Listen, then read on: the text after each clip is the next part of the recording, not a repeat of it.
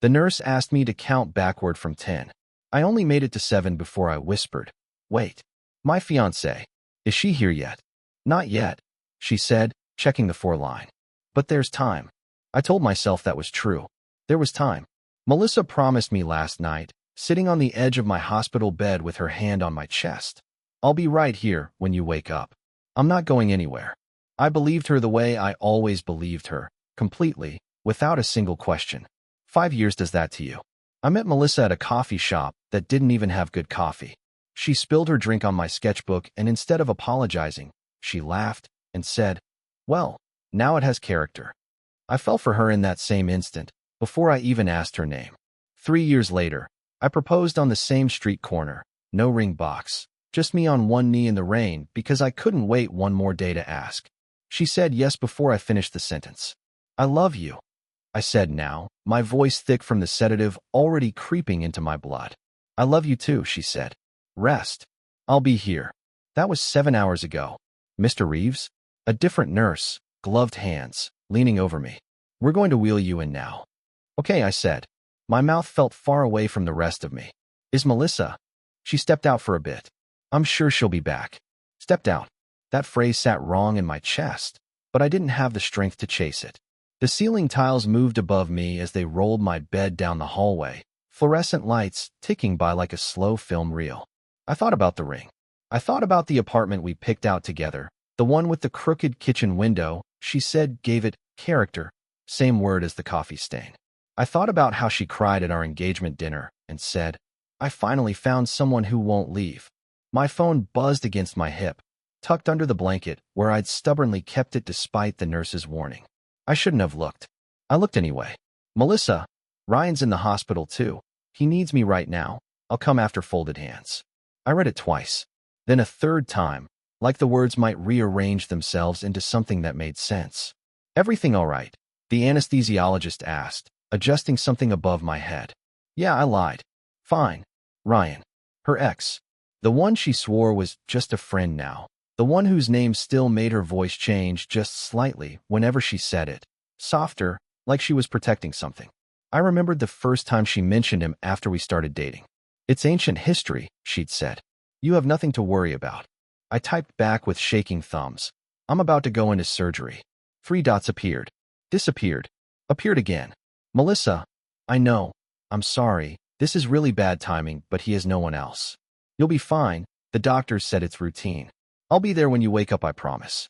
Routine. She'd used that word like it made her choice smaller. Like a surgery cutting into my spine was a scheduling inconvenience she was allowed to reprioritize. "Mr. Reeves, we're going to start the mask now. Just breathe normally." I wanted to call her. I wanted to scream into the phone, "You promised. You sat on my bed last night and promised." But my arms felt like they belonged to someone else, and the mask was already lowering over my face. Cool plastic and the faint smell of rubber. "Count backward from 10 for me," Dr. Shaw said, her eyes calm above her mask. 10, I said. 9. I thought about the wedding date we picked. June, because she loved when the flowers were loudest. 8. I thought about how I never once, in 5 years, made her choose between me and anyone else. Not once. 7. The lights above me blurred into long white streaks, like the ceiling was melting. 6. I thought, stupidly, hopefully, that maybe she'd already left Ryan's room. Maybe she was in the waiting area right now, watching the surgery clock, whispering my name. 5. My eyes were heavy in a way that had nothing to do with tiredness and everything to do with something quieter, something like grief arriving early, before I even had a reason to name it. 4. The last thing I remember is the sting behind my eyes, not from the drugs, but from realizing that somewhere in this same building, under this same roof, she had chosen to sit beside someone else's bed instead of waiting outside mine. I didn't make it to 3. The ceiling went black, and I went under alone, exactly the way I'd fallen asleep beside her 100 nights before, except this time, there was no one there to notice I was gone. The first thing I saw was the ceiling. The second thing I saw was Grace's face, way too close to mine, her eyebrows pulled together like she was trying to hold something in. "Hey," she said softly. "You're okay. Surgery's done." My throat felt like sandpaper. "Melissa?" Grace's jaw tightened. Sam stepped into view behind her, arms crossed. not saying anything, which for Sam was its own kind of answer. Where is she? I asked again. Danny. Grace pulled a chair closer. How much do you remember before you went under? The text, I said. Ryan. She said he needed her. Yeah. Grace's voice went flat. Do you know where Ryan actually was last night? Hospital, she said. This hospital, Sam said. 2 floors down. I blinked at him, waiting for the rest of it. Some detail that would make this make sense. So she's been here the whole time. All night, Grace said. Sitting with him. For what? I asked. What happened to him? Grace exchanged a look with Sam, the kind of look that told me she'd already decided how much of this she was going to soften before I made her stop. Just tell me, I said. Allergic reaction, she said. To shellfish. He's fine, Danny. He was fine by midnight. They kept him for observation. That's it. That's it, I repeated. She knew that, Grace said. The nurse on his floor told me he was stable and joking around with the staff by 10. Melissa stayed anyway. I stared at the ceiling tiles again because I didn't know what else to do with my eyes. My chest didn't hurt from the surgery. It hurt from somewhere else entirely, somewhere I didn't have a name for yet. She sat with him all night, I said slowly, while I had spinal surgery. Yes, Sam said.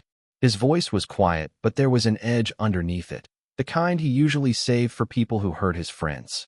We got here at 7. You were already out. Nobody's been asking for you but us. She promised me, I said. Last night. She sat right there and promised. Grace reached out and took my hand, the one without the 4. I know. Dr. Shaw came in a few minutes later, clipboard in hand. Her presence calm the way it always was, like she carried her own weather system into every room. How are we feeling, Daniel?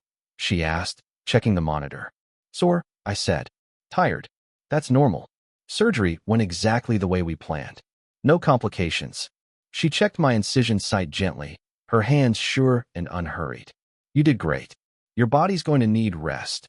Real rest. Not the pretend kind where you're staring at your phone all day. I'll try, I said, though my phone was the last thing on my mind. Your friends have been very patient in the waiting room, she added, glancing at Grace and Sam with a small, knowing smile. That's a good sign. Surround yourself with people who show up. The words landed harder than she probably meant them to. Grace waited until Dr. Shaw left before speaking again. Danny, I'm not trying to make this worse. But you deserve to know the truth before she gets here and tries to smooth it over. She's coming. She texted me an hour ago, Grace said. Asked if you were awake yet. Right on cue. The door opened, and Melissa walked in carrying a bouquet of tulips and a paper coffee cup, smiling like she'd just arrived at a birthday party. Hey you, she said, setting the flowers on the side table. How are you feeling?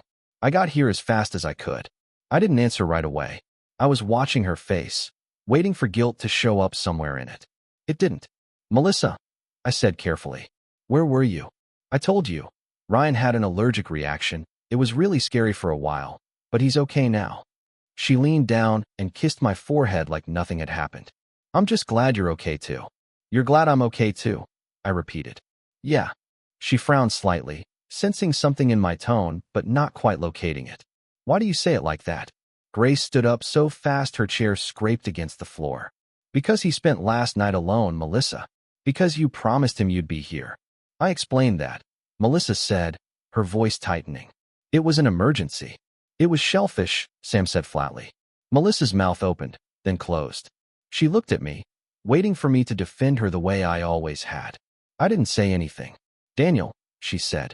You understand, right? I couldn't just leave him there scared and alone. But you could leave me, I said quietly. The room went silent except for the soft beep of the monitor beside my bed, counting out a heartbeat that suddenly felt like it belonged to someone very different from the man who'd gone under the anesthesia the night before. Grace and Sam left to get coffee, which I think was really just an excuse to give Melissa and me the room. I almost wished they'd stayed. You're really going to be like this? Melissa asked, arms crossed, standing at the foot of my bed. Like what? I said. Honest. Cold, she said. I came here to see you, and you're acting like I did something unforgivable. You missed my surgery, I said. For an allergic reaction that was over before I even went under. I didn't know it would be that minor when I left, she said. I panicked. Ryan called me crying, saying his throat felt tight, and I just reacted. And once you got there, I said. Once you saw he was fine, you could have left. You didn't. He needed someone with him, she said. He was scared. I was scared too, I said, my voice cracking despite myself. I was scared and in pain and going into surgery, and you weren't here. Daniel, that's not fair. You know how I am. I care about everyone. That's just who I am. She said it like a fact about the weather, like it explained everything and required no further discussion. This isn't the first time, I said. Remember New Year's? You left our own party because Ryan said he was having a hard night. Remember my birthday dinner, when he texted you crying about his job, and you spent half the night in the parking lot on the phone with him? Melissa's face flickered, just slightly. Those were different. How? Because they weren't life or death. Neither was last night, I said. That's the whole point. She sat down slowly in the chair Grace had left empty, her bouquet of tulips still sitting untouched on the side table. I don't know why you're making this into something bigger than it is. Because it is bigger than that, I said. It's not really about Ryan. It's about the fact that when it came down to it, you chose him. Every time, you choose him. That's not true. Prove it, I said. Tell me one time you chose me over him when it actually cost you something. She opened her mouth, then closed it. The silence sat there between us, heavier than anything she could have said. My father knocked on the doorframe a moment later, holding a small paper bag of oranges like he always did when he visited people in the hospital, an old habit from his own mother. Bad timing, he asked, glancing between us. No, I said. She was just leaving. Melissa stood, gathering her purse, her eyes glassy but her jaw set. We'll talk when you're feeling better, she said, and walked out without looking back. My father sat down in the chair she'd left warm. You want to tell me what that was? Not really, I said, but I will anyway. I told him everything. The text during surgery, Ryan's room 2 floors down, the shellfish, the way she said, that's just who I am, like it made her absence a personality trait instead of a choice. He was quiet for a while, turning an orange over in his hands without peeling it. You know your mother and I almost split up once, he said. Years before you were born. You never told me that. There wasn't much to tell. Her sister was going through something hard, and your mother spent almost every night at her place for months. I felt like I didn't matter anymore. He set the orange down. I told myself I was wrong for feeling that way. I told myself I was being selfish, that a good husband doesn't get jealous of a sister in pain. Were you wrong? No, he said simply. I mistook loyalty for guilt. I thought if I loved her enough, I had to accept being second, because objecting felt selfish. It took me 2 years to understand that loving someone doesn't mean disappearing so they can love everyone else too. What changed? I told her the truth. Not with anger, just the truth. And she had to decide what she wanted to do with it. He looked at me carefully. What you decide to do with the truth, that's yours to choose, Daniel. Nobody else's. He left an hour later, squeezing my shoulder on his way out, the bag of oranges forgotten on the table beside Melissa's tulips. That night, alone in the room, I stared at the ceiling the same way I had before they wheeled me into surgery. Except this time my mind was clear in a way it hadn't been in years. I wasn't going to yell at her. I wasn't going to cry, or beg her to explain herself again, or wait around hoping she'd suddenly understand what she'd done. I was just going to leave. Quietly. Completely. And I wasn't going to let her see it coming until it was already done. For the first time since I woke up from surgery, my chest didn't feel like it was cracking anymore. It felt like it was finally closing. You sure about this? Sam asked, taping up another box in what used to be my living room. More sure than I've been about anything in a while, I said. She's going to notice eventually, he said. You know that, right? By the time she does, I said, it won't matter anymore. We'd found a new place 2 weeks after I got out of the hospital, a small 1-bedroom across town that Sam swore had character, a word I never wanted to hear again after everything that happened with Melissa. I broke the lease on our old apartment quietly, paid the fee myself, and told the landlord not to forward any mail. You want me to grab the couch too? Sam asked. Leave it, I said. She picked it out. Let her keep it. Grace called every few days, checking in without hovering, which was exactly what I needed. How's the new place? She asked one evening while I unpacked dishes into unfamiliar cabinets. Quiet, I said. Good quiet, not the bad kind. And therapy? Actually helping, I admitted. Dr. Patel keeps asking me why I never got angry at Melissa in the moment. I didn't have a good answer for a while. Do you now? I think I was more afraid of being alone than I was upset about being betrayed, I said. Which is its own problem, apparently. Progress, Grace said, and I could hear her smiling through the phone. At work, Claire started leaving little sticky notes on my monitor, small things like, "Good job on the Foster account," or "Coffee's fresh if you want some." Nothing dramatic, nothing that asked for anything back. "You don't have to keep doing that," I told her one afternoon, holding up a note that just said, "You've got this." "I know," she said. "I want to." "Why?" She shrugged, not in a dismissive way, but like the answer was simple. "Because you seem like someone who forgot people are allowed to just be kind to you, without an agenda." I didn't know what to say to that, so I just said, "Thank you," and meant it more than the words probably showed. Melissa, meanwhile, was still tangled up in Ryan's latest crisis, whatever it happened to be that week. Grace kept me loosely updated, not because I asked, but because she couldn't help herself. He got fired. Grace told me over the phone one night. Apparently, Melissa spent 3 days helping him rewrite his resume. Of course she did, I said, without any real feeling behind it anymore. "She still doesn't know you moved?" Grace said. "I ran into her mother at the grocery store. Linda asked how you were doing." "What did you tell her?" "That you were fine. Better than fine, actually." Linda called me herself a few days later, her voice careful, like she was choosing every word with tweezers. "I know it's not really my place," she said, "but I wanted to say I'm sorry, Daniel. For all of it." "You don't have to apologize for her," I said. "I'm not apologizing for her," Linda said. "I'm apologizing because I think I taught her to do this. Growing up, I always told her that comfort mattered more than hard truths. That keeping people calm was more important than being honest with them. I think she learned to run toward whoever needed soothing instead of learning how to sit still with someone in pain." "That's a strange thing for a mother to admit," I said. "It's a stranger thing to watch happen to someone else's life," Linda said quietly. "I just wanted you to know it wasn't really about Ryan. It was never really about Ryan. It's about her not knowing how to just be present with hard things." I didn't feel angry hearing that. I felt something closer to understanding, the kind that doesn't excuse anything, but at least explains where it came from. Melissa finally noticed something was wrong 3 weeks later. Grace told me she showed up at our old building with a bag of my favorite takeout, ready to fix things, only to find a stranger's name printed under the buzzer where mine used to be. "She called me in a panic," Grace said. "Kept asking where you moved, why nobody told her, why you didn't say goodbye." "What did you say?" "I told her maybe this is what it feels like," Grace said, "to show up somewhere and find out the person you needed isn't there anymore." I didn't say anything for a moment. Just let that sentence settle somewhere warm and quiet inside me. "You okay?" Grace asked. "Yeah," I said, and for the first time since the surgery, I actually meant it. "I think I finally am." Melissa found me outside my office building on a Thursday evening in October, standing by the entrance like she'd been waiting there for a while. "Can we talk?" she asked. "Please." "Sure," I said, and I meant it. Not out of hope, just out of peace. We sat on a bench near the parking lot, the streetlights just starting to flicker on above us. "Ryan and I are done," she said. "Really done this time." "Okay," I said.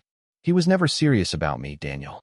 All those nights I gave him, all those times I dropped everything, it was never because he loved me back the same way. He just liked having someone who'd show up whenever he snapped his fingers." "I'm sorry that happened to you," I said, and I was surprised to find I actually meant that too. "I don't want your sympathy," she said, her voice cracking. "I want another chance. I know I don't deserve it. I know what I did. But I miss you, Daniel. I miss us." Her eyes filled with tears, real ones, the kind I never once saw the night I actually needed her. "You're crying," I said quietly. "Of course I'm crying," she said. "I lost you." "You didn't cry the night of my surgery," I said. "You didn't cry when I told you how alone I felt waking up. You're crying now because it's finally happening to you." "That's not fair." "Maybe not," I said. "But it's true." "Please," she said. "Just give me a chance to show you I've changed." "I believe you might be trying," I said. "I really do. But trying now doesn't undo what happened then. So that's it. 5 years, and you're just done." "I'm done," I said, "but not because I hate you. I don't hate you, Melissa. I hope you figure out how to be present for people, really present, not just comforting. I hope Ryan taught you something you needed to learn, even if it hurt to learn it. But you won't give me the chance to prove it to you." "No," I said gently. "I won't." She sat there for a long moment, staring at her hands. You've changed, she said finally. Yeah, I said. I have. Are you seeing someone? She asked, glancing at me carefully. That's not really your business anymore, I said, not unkindly. But I'm happy. For the first time in a long time, I actually am. She nodded slowly, wiping her eyes. I hope you stay that way. I hope you find it too, I said. Just somewhere else. She stood, hesitated like she wanted to say something else, then simply walked away into the parking lot, her figure shrinking under the streetlights until she turned the corner and disappeared completely. I didn't feel triumphant. I didn't feel sad either. I just felt like a door had finally, quietly clicked shut. 2 weeks later, I sat on Sam's back porch with a plate of half-burnt burgers in front of me, listening to Grace argue with him about whether pineapple belonged on pizza. It's fruit on bread, Sam said. It's unnatural. It's sweet and salty, Grace shot back. You wouldn't know good food if it bit you. Guys, Claire said, laughing, you've had this exact argument 3 times now. And we'll have it 3 more, Grace said, raising her drink like a toast. Claire leaned over toward me, bumping my shoulder gently with hers. You okay? You've got that quiet look again. I'm good, I said, and this time there was nothing complicated hiding underneath it. Really good, actually. Yeah, she asked. Yeah, I said, smiling at her in a way that felt easy, uncomplicated, the kind of smile I hadn't used in longer than I wanted to admit. Sam raised his glass. To Danny, he said, officially the only one of us with a functioning apartment buzzer. To Danny, Grace and Claire echoed, laughing. I laughed too, real and loud, surrounded by people who never once made me question whether I mattered to them. Somewhere across town, I imagined Melissa still searching for whatever it was she thought she lost that night outside my office. But she was looking in the wrong direction. She always had been, because by the time she finally came looking for me, I was already gone.